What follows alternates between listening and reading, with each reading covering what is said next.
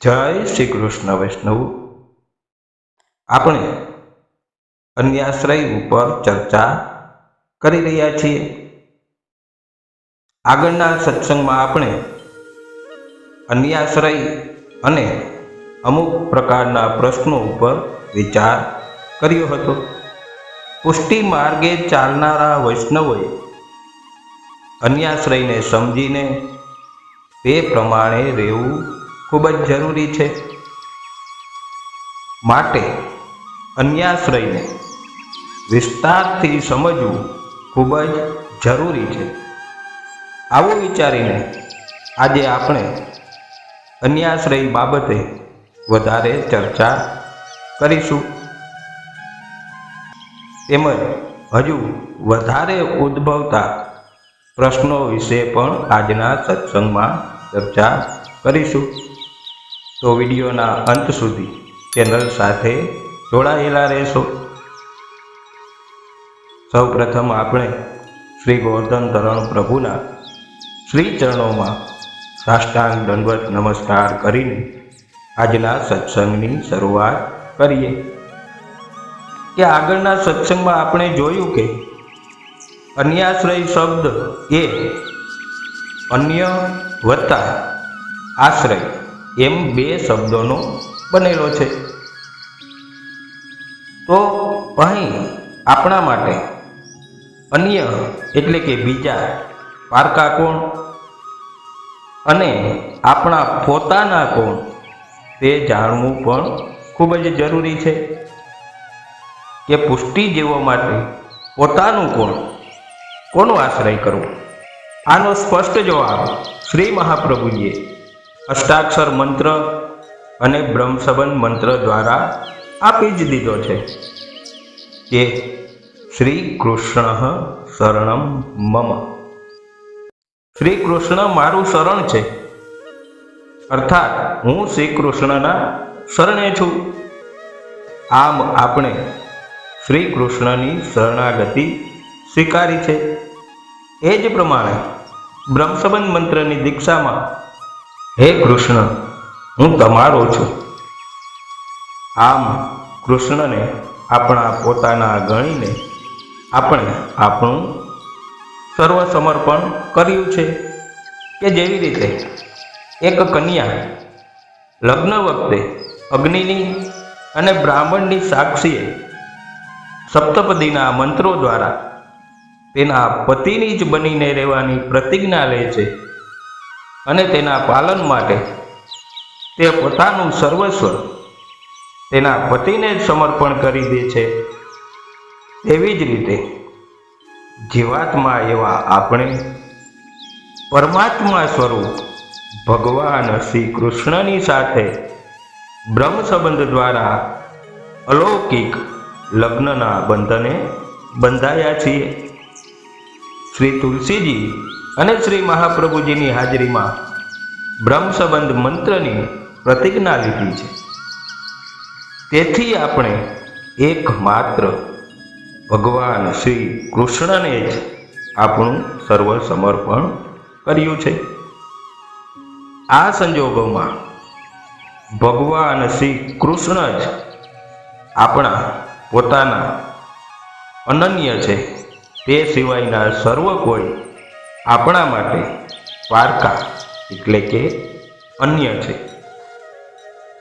આથી જ તો પુષ્ટિ માર્ગે ચાલનારા વૈષ્ણવો માટે માત્ર ને માત્ર નંદ નંદન ભગવાન શ્રી કૃષ્ણનો જ આશ્રય કરીને રહેવું એવું કહેવામાં આવ્યું છે. પૂર્ણ પુરુષોત્તમ ભગવાન શ્રી કૃષ્ણ સિવાય તેમના અંશ કલા કે વિભૂતિ રૂપ અન્ય દેવ દેવીઓ કે અન્ય વ્યક્તિઓનો મન વચન કર્મથી કરવામાં આવતા આશ્રયને અન્યાશ્રય કહેવામાં આવે છે. શ્રી હરિરાય મહાપ્રભુ 8મા શિક્ષાપત્રમાં આજ્ઞા કરે છે કે અન્યાશ્રયો મહાનેવ બાધકો ભેતામ તત તત્ક્ષણેનેવ સચેતો વિમુખમ વૈ વિદ્યાસ્યતિ. અર્થાત કે અન્યાશ્રય બહુ જ બાધક છે. માટે તેનાથી ભીતા એટલે કે બીતા રહેવું, કે જે ક્ષણે અન્યાશ્રય થયો તે જ પડે ચિત્ત બહિર્મુખ થઈ જાય છે એવું સમજવું. વાલા વૈષ્ણવો, આના પરથી સમજી શકાય છે કે અન્યાશ્રય એ કેટલો ભયંકર બાધક રૂપ હશે. માટે આપણે હંમેશા સતર્ક રહેવું, કે સાવધાની રાખવી, કે જાણીએ અજાણીએ પણ અન્યાશ્રય ન કરી બેસીએ. આપણે આગળ જોઈ ગયા છીએ કે દુઃખ નિવૃત્તિ અને સુખની પ્રાપ્તિ માટે માણસ પોતાના સ્વામી પર અવિશ્વાસ કરીને અન્યનો આશ્રય કરે છે. આજની આધુનિક જિંદગીમાં માણસ પદ, પ્રતિષ્ઠા અને પૈસા માટે દોડધામ કરે છે અને તેના માટે તે કંઈ પણ કરવા તૈયાર થઈ જાય છે. સુખ અને સંપત્તિની આંધળી દોટમાં માણસ ઘણી વખત મુશ્કેલીમાં મુકાઈ જાય છે અને દુઃખી થાય છે. ત્યારે દુઃખોમાંથી મુક્ત થવા તે ગમે તેનું શરણ સ્વીકારે છે. પોતાના પ્રભુને છોડીને અન્ય દેવનો આશ્રય કરે છે તેને અન્યાશ્રય કહેવામાં આવે છે. હવે આ અન્યાશ્રયના બે પ્રકાર જોવા મળે છે. એક સૂક્ષ્મ અન્યાશ્રય અને બીજો સ્થૂળ અન્યાશ્રય. મન અને વાણીથી થતો અન્યાશ્રય એ સૂક્ષ્મ અન્યાશ્રય છે. કે શ્રી ગોસાઈજીના સેવક એક વિધવાબાઈનો પ્રસંગ આવે છે ને, કે તે ખૂબ જ ગરીબ હતા. તેમની ઝૂંપડી એ ગામના રસ્તા પર આવેલી હતી. હવે નવો રસ્તો બનાવવા માટે તેની ઝૂંપડી નડતરરૂપ હતી. ત્યારે રસ્તાનો નકશો બનાવનાર રાજના માણસે તે બાઈને ગરીબ જાણીને તે બાઈની ઝૂંપડી છોડીને થોડે દૂરથી નવો નકશો બનાવ્યો અને ઝૂંપડીને બચાવી લીધી. ત્યારે તે બાઈએ નકશા બનાવનારને કહ્યું કે તે મને જીવાડી. આટલું કહેતા જ તેમના સેવ્ય શ્રી ઠાકોરજી અંતર્ધ્યાન થયા. કારણ કે તે બાઈએ વાણી દ્વારા અન્યાશ્રય કર્યો. ઝૂંપડી જાળવનાર અને જીવાડનાર તો પ્રભુ જ છે. પ્રભુની પ્રેરણાથી જ નવો નકશો બન્યો. તે માણસ તો માત્ર નિમિત્ત હતો. તો પણ તે બાઈએ તે મને જીવાડી. આટલું કહેતા પ્રભુ અપ્રસન્ન થયા અને અંતર્ધ્યાન થઈ ગયા. આથી જ તો વાલા વૈષ્ણવો, આપણે બોલવામાં પણ સાવધાની અને વિવેક રાખવો ખૂબ જરૂરી છે. કે ઘણી વખત કોઈ મનુષ્ય આપણને મદદ કરે છે કે આપણું કંઈક કામ કરી આપે છે, ત્યારે આપણે કહેતા હોઈએ છીએ કે તારા જેવા તો ભગવાન નહીં. આમ આપણે આપણો સ્વાર્થ સિદ્ધ કરવા અન્ય મનુષ્યની ખુશામત કરીએ છીએ, ત્યારે વાણી દ્વારા અન્યાશ્રય થાય છે. ક્યારેક આપણે વિચાર દ્વારા પણ અન્યાશ્રય કરી બેસીએ છીએ. તે સૂક્ષ્મ પ્રકારનો અન્યાશ્રય છે, કારણ કે તેનો અનુભવ માત્ર આપણને જ થાય છે. આ અન્યાશ્રય થવાનું મૂળ કારણ અવિશ્વાસ છે. અવિશ્વાસ થયો એટલે સ્નેહીની શક્તિમાંથી આપણી શ્રદ્ધા ઘટી ગઈ. આ જગતમાં આપણા સાચા સ્નેહી એકમાત્ર શ્રી નંદનંદન શ્રી કૃષ્ણ જ છે. કહ્યું છે ને કે સાચા સગા છો શ્રીનાથજી, સુહાગી મારે સાચા સગા છો શ્રીનાથજી. તેમનામાંથી આપણી શ્રદ્ધા ઘટી ગઈ એટલે આપણે તેમને મૂકીને બીજે દોડવાનું શરૂ કરી દઈએ છીએ. આ અવિશ્વાસનો જન્મ મનમાં થાય છે. ત્યાંથી તે વાણીમાં વ્યક્ત થાય છે અને ક્રિયા દ્વારા વર્તનમાં લાવીએ છીએ. અવિશ્વાસ થવામાં આપણો સ્વાર્થ અને દુઃખ સહન કરવાની આપણી અશક્તિ રહેલી હોય છે. આ અવિશ્વાસ માત્ર સામાન્ય મનુષ્યને જ નહીં, પરંતુ દ્રઢતાવાળા ભગવદ ભક્તોને પણ બાધક બને છે. કે શ્રી કૃષ્ણ નંદરાયજીના પુત્ર સ્વરૂપે પ્રગટ થયા. પ્રભુની અનેક અદ્ભુત લીલાઓના નંદરાયજી સાક્ષી પણ હતા. છતાંય પ્રભુમાં તેમનો વિશ્વાસ ન રહેતા પ્રભુને છોડીને નંદરાયજી અંબિકા પૂજન કરવા માટે ગયા. તો ત્યાં જલમાં નંદરાયજીને મગરે પકડ્યા. ત્યારે તેમને તેની ભૂલ સમજાય અને આંતરનાદ કરીને કૃષ્ણને પોકાર્યા.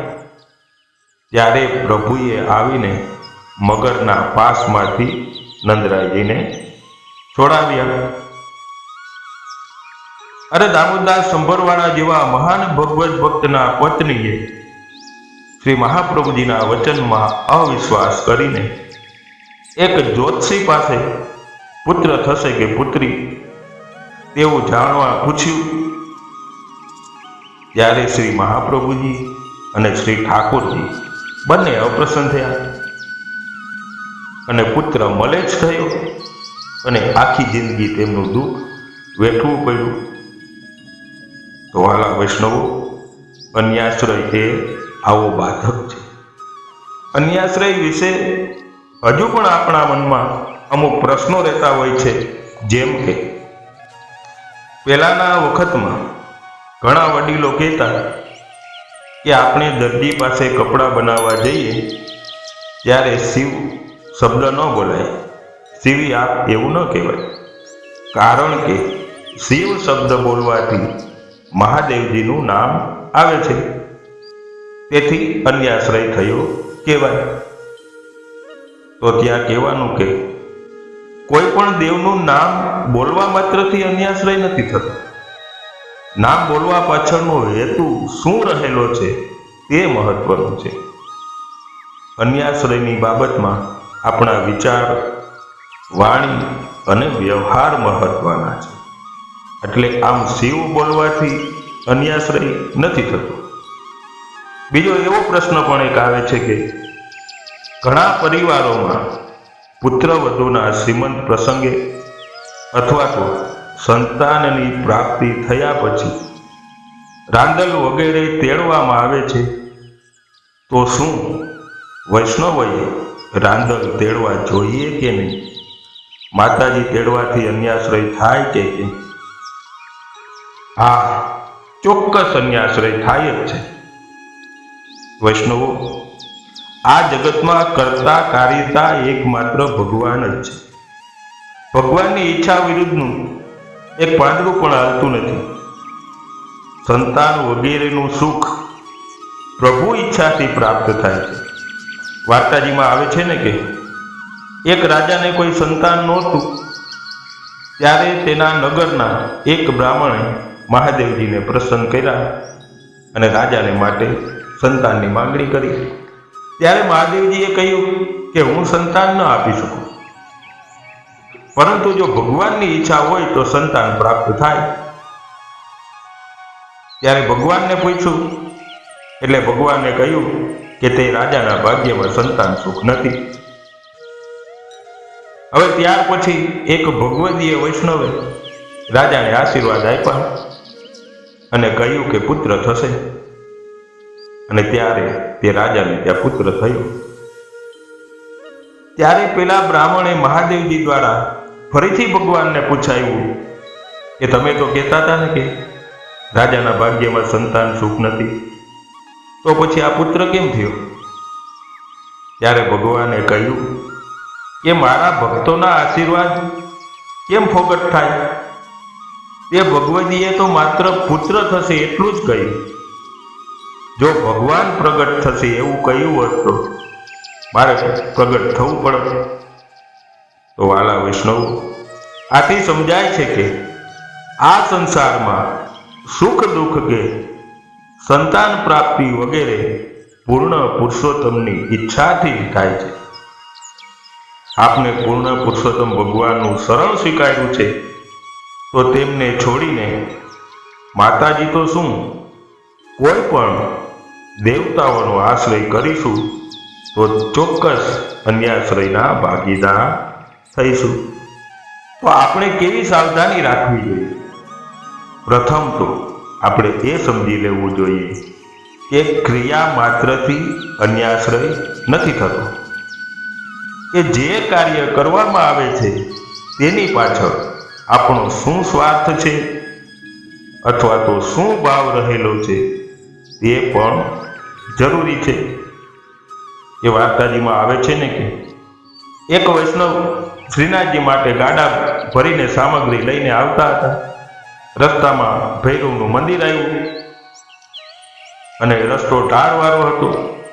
ત્યાં એવી માન્યતા હતી કે ભૈરવને નાળિયેર ચડાવે પછી સામાન ભરેલું ગાડું આ ઢાળ ચડીને આગળ વધી શકે. ત્યારે તે વૈષ્ણવે 2 નાળિયેર ભૈરવજીને આપ્યા અને ગાડા આગળ વધ્યા.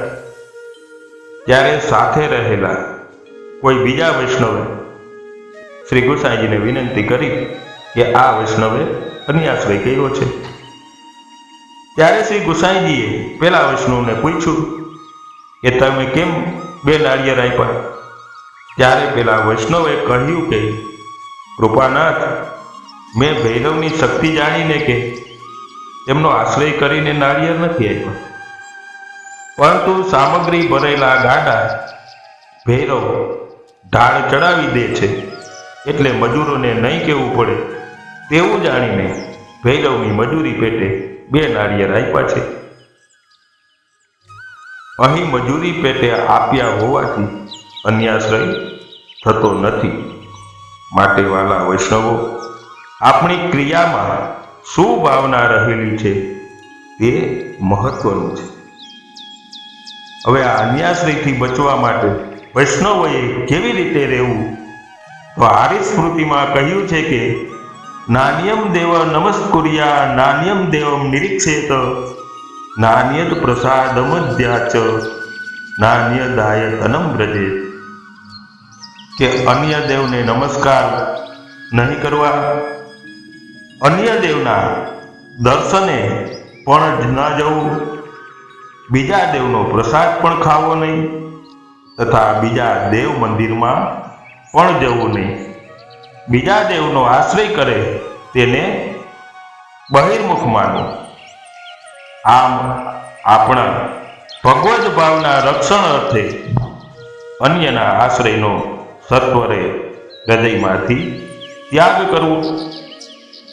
શ્રી ગુસાઈજી વિજ્ઞપ્તિમાં આજ્ઞા કરતા કહે છે કે અન્ય સવન ગંધોપી કંદરામેવ બાધતે. કે અન્ય સંબંધ એટલે કે અન્યાશ્રયનો પડછાયો સુદ્ધા મારી કંદરા કેટા ડોકને બાધક છે. આ વાક્ય અનુસાર બીજો સંબંધ ભગવદ ભક્તોને બાધક થાય છે. માટે અન્યાશ્રયનો ત્યાગ કરવો. જે બ્રહ્મ સંબંધ લીધું છે તેની પ્રતિજ્ઞાનું યથાર્થ જ્ઞાન મેળવવું. તે બ્રહ્મ સંબંધના પાલનમાં, આશ્રયના પાલનમાં તત્પર બનવું જોઈએ. આપણા પ્રભુના ચરણારવિંદમાં દ્રઢ વિશ્વાસ રાખવો અને દુઃખ સહન કરવાની શક્તિ કેળવવી જોઈએ. ભૌતિક સુખોની પાછળ પાગલ બનીને ના દોડવું જોઈએ. સંયમ અને સંતોષથી જીવન જીવવાની ટેવ પાડવી જોઈએ. શ્રી ઠાકોરજીની સેવા અને ગુણગાન કરવા જોઈએ. શ્રી મહાપ્રભુજીનો દ્રઢ આશ્રય રાખવો અને શ્રી કૃષ્ણાશ્રયનો વારંવાર પાઠ કરતા તેનું ચિંતન કરવું જોઈએ. આમ સર્વ રીતે જો શ્રી ઠાકોરજીના બનીને આપણે રહેવા લાગીએ તો અન્યાશ્રયથી અવશ્ય બચી શકાય છે. અનન્યતા એ આપણો સ્વધર્મ છે. તે આપણા માટે છે, બીજાને બતાવવા માટે નથી. એટલે તે બાબતમાં બીજાઓ સાથે વાદ વિવાદમાં પડવું નહીં. આપણે આપણો સ્વધર્મ ગુપ્ત રીતે બજાવવાનો છે અને બહારથી તેનો દેખાડો કરવાની જરૂર પણ નથી. આમ વૈષ્ણવોએ આ રીતથી પોતાનું જીવન ધોરણ બનાવી રાખવાથી અન્યાશ્રયથી અવશ્ય બચી શકાય છે. આજનો સત્સંગ શ્રી ગોવર્ધન ધરણ પ્રભુના શ્રી ચરણોમાં સમર્પિત કરીએ છીએ. નવા વિષય સાથે ફરી મળીશું. ત્યાં સુધી સર્વેને જય શ્રી કૃષ્ણ.